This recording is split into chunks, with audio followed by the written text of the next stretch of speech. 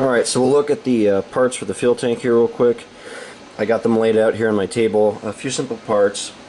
Some of them I've made, like this little styrene block for the drain bar here that I'm going to put on, and then just some breather pipes, some new, the new fillers, and then the gauges, which I'm going to add to the model. These are Athearn parts from the parts bags that you usually get with these. It's always good to save these parts. It's nice to help detail up older blue box or any kind of less detailed fuel tanks. But I'm going to put all these parts on this tank now. As you guys can see, we have all the sanding done. It's finished down, it's cleaned up. So we're going to go ahead and add the parts now in this next step. Once I get that done, we'll return to... Alright, so fuel tank details are on. They're basic details. I'm not doing all the like traction motor cables or anything like that. It's all going to be covered in snow. I just want the basic piping and everything else to be there. You guys can see the fuel parts there on this side as well. So at this point I'm going to paint this black and then I'll clean it up a little bit. I'm still debating if I want to add the cables to the trucks on the GP40-2. I think I need to go look at the movie again and try to see if I can find shots and see if you can see the cables. The F7 you can see them, but I don't remember the GP40-2 if you could see those clearly or not, but I'll watch the movie again real quick and kind of refer to that. That's the only way you can really refer to prototype photos in this case, because the only way you can actually see photos or video of the engine is to watch the movie. And that's a movie, it's not actually photos, I guess, but it's the only way I can get prototype, you know, actually refer to the prototype. So it's just in a case like this, I gotta watch the movie 100 times over and over and over again to get it right, but I'll keep on going. So in the background here, I'm kind of just watching Runaway train again, just kind of going through the lead engine and just seeing if there's any other things that I have missed, like on the underbody or on the trucks or any kind of details like that that I need to add still. But while I'm doing that, in my free time here, I'm going to work on the pilots a little bit. I need to remove these MU trays. The prototype engine does not have these. It's an old feature. I kind of wish Athearn would update their blue box shells to eliminate these, and maybe do something about the opening in the pilot too. It's still a primitive look, and I'm going to change this. Now, it's important if you're going to do the modification I'm going to show in a little bit that you get all of your decoder work, any lighting accessories or anything like that done, because once I put this back on, I'm going to make this so that it's a permanent fit on the chassis.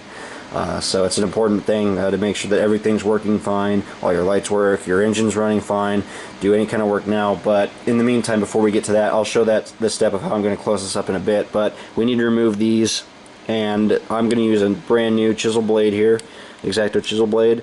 I just basically guide it up against the part, and I just cut through it like that. You can see it comes off relatively easily. And I'm basically going to take them off with the chisel first, and then I'm going to go back, I'll sand this smooth, and I'm going to basically put a styrene plate across here, a new pilot. So I've been dedicating some time to watching the movie through this project, and I was able to confirm a couple more things on the chassis that I got to add that I'll go ahead and touch on real quick, and it's the traction motor cabling, or not the traction motor cabling, but the sanding lines on the trucks. And then there are some cables, one's a speed recorder and another is a wheel slip indicator that's on the back truck here. So I got to add some details, West parts, and then I got to make my cable from scratch. So real quickly I'll show you guys the parts I'm doing here. I've modified the Details West receptacle, the receptacle part for the cable. I've modified this to accept a smaller cable, and I'm going to glue this on the rear truck. Over here we have the actual Details West part unmodified. You guys can see that. This is going on the front truck. I'll try to bend it to the position on the how it looks on the real engine. And then the sand lines, or the sand cables, I'm going to basically make from scratch. And when I do these cables, I like to make them from wire, like this. So if we look at this real quick, this is basically a fine gauge of wire that's easy to bend, and this is basically the kind of wire you find in an Athearn locomotive for the light bulbs. And this works really well for making the cables. It bends pretty easily, it glues easily, and it stays in place, and it's very bendable. So I mean, it has a lot of play to it, so it's not going to snap off or break or anything like that. And it accepts paint pretty well too. So I'm going to be using this gauge of wire for the cabling, And then for the finer cables on the speed recorder and the wheel slip indicator, I'm going to be using a finer cable. So if I bring this in here real quick, you guys can kind of see the difference in gauge. But I'm going to be making the cables real quick, and I'll show you guys the process when I install. It's kind of hard to see because the trucks are silver, but I'll try to do this as best I can here in one little quick clip. But I'm going to take a little glue. I'm going to glue it down right on the bearing cap. Take my piece. I'm going to try to set it on here. I filed this and sanded this flat, so it should just fit right on like so. I'm just going to kind of play and adjust this here. I know this is kind of boring looking at this, but it's an important step in doing the detail work. I'm basically going to repeat the process on this truck too. So on this front truck here, I'll install the cable. You can see I've cut it and bent it to size to match the prototype, and I'll carefully guide it in place here. Again, I'm using the movie. I'm watching the movie right now to kind of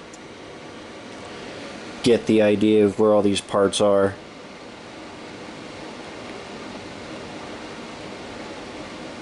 It's not really gonna stay, but I'll just hold it down for a second. Sometimes you gotta just be a little patient with these parts. Sometimes they take a second to get in place, but once you get them, they'll stay, and they're pretty durable too. So I'm just gonna hold this in place for a second. So real quick, I'll let you guys see what I do this. I couldn't film myself putting the traction motor cables on, but I'm working on the opposite side now, the fireman side of the shell, or the chassis. And you can see I'm working on installing the cables. So I made a little jig up here, and then laid pieces of styrene out. That way I could set the cable flat until I can actually glue it to the base of the truck.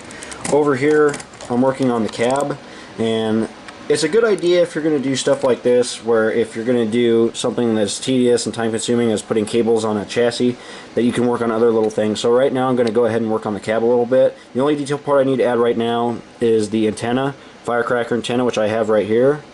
And I'm going to drill a hole in the cab and install the firecracker. So here's the cab. It's pretty much finished. The only other part that I'll add is the beacon, but that's not going to come until after painting. You can see I added the antenna there. That's installed. I added this other little antenna base here. I don't know what that is, what kind of antenna it is, but I just basically made it from styrene. It's on the real unit, so I went ahead and added that. Other than that, the cab's pretty simple in terms of detailing. Again, you can kind of see that damage in there, the debris. It looks awesome. Okay, so I'll bring back the chassis now. Like I said, I wish I could have showed the cable process, but it's just too time consuming, and I really had to get in there with my fingers to actually work on it. But you guys can see that all the cables are basically done now. So you got the speed recorder, the sanding lines, we got the fuel tank details done, that cable's done, and this cable's done, and it's pretty much the same thing on the opposite side now. You guys can see all those nice cables. So the chassis is pretty much done for the moment. I'm just going to add a decoder to this and we'll set it aside. But it's kind of at a point in time now as we start sort of detailing things up. We've pretty much finished the disassembly demolition process. There's not a whole lot more to do on the shell, but what I'm going to do at this point is finish up some more things, and it's time to actually start detailing the shell a little bit.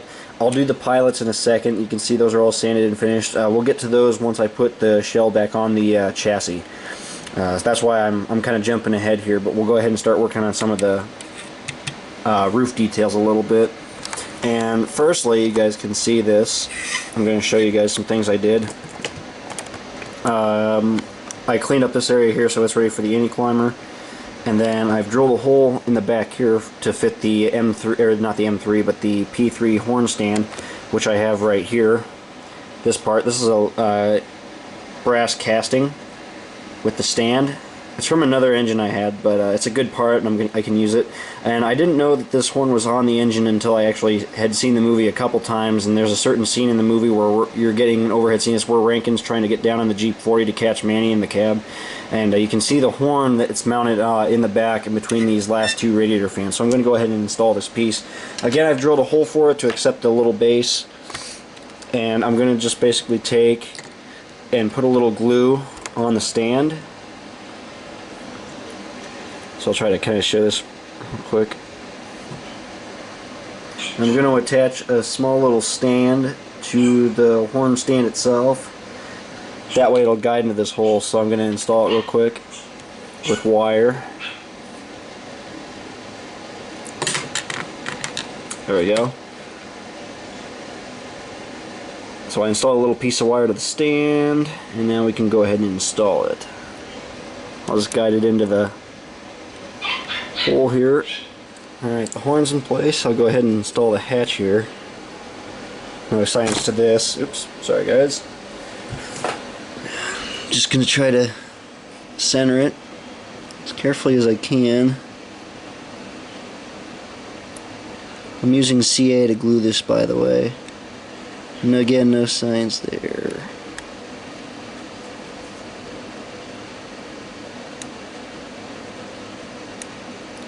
So while those parts set up on the top of the engine, we can go ahead and install a coupler lift bars.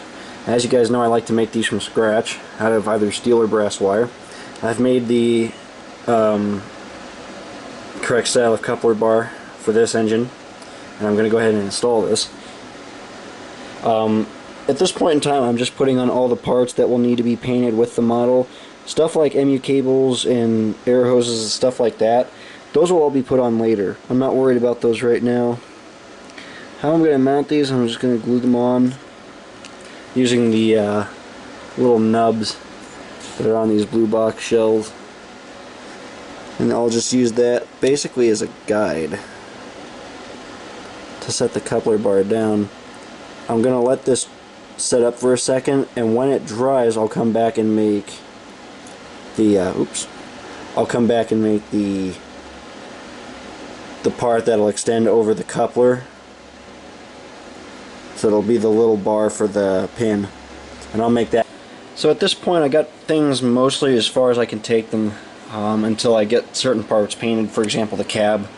I got the details on for the cab. It's masked off. I masked off the number boards and windows, and I'm gonna paint these, or I'm gonna paint the cab separately. And then on the car body of the engine, I've gone ahead and started kind of working on the logos a little bit, taking them off. That way I can kind of get this thing down to basically bare, just a bare sides. That way when I paint over on the Alaska Road, it won't bleed through. On the front pilot, I got the coupler bar on. Keep in mind there's going to be all this damage and everything on there, so this is going to pretty much get buried up. But you can still see the coupler bar through it on the model. That's why, or on the real engine, that's why I put it on there. But the back pilot's the most important because you can still see all these details. It's untouched. So I got the coupler bar on there. I went ahead and added the double MU receptacle that the prototype has. That's a spare part I had that I was able to fabricate. I got the coupler bar again with the new extension on there. And I got the receptacle for the air hose, the base plate. I'll add the air hose later and the MU cables, and then I'll put the pilot plate on once we get this back on the chassis. And again, you can see the detail parts are put on the roof, the basic parts that we need for the moment. Now, as we look at the chassis, again, the chassis is pretty much tied together just fine at this moment. So I'm going to put the decoder in, and I'll test run this engine to make sure everything works fine. But basically this is going to get all painted white, so I'm going to set this aside once I get everything together on this. I'll set it aside and we'll come back to it later when it's time to actually start doing the detail painting and everything.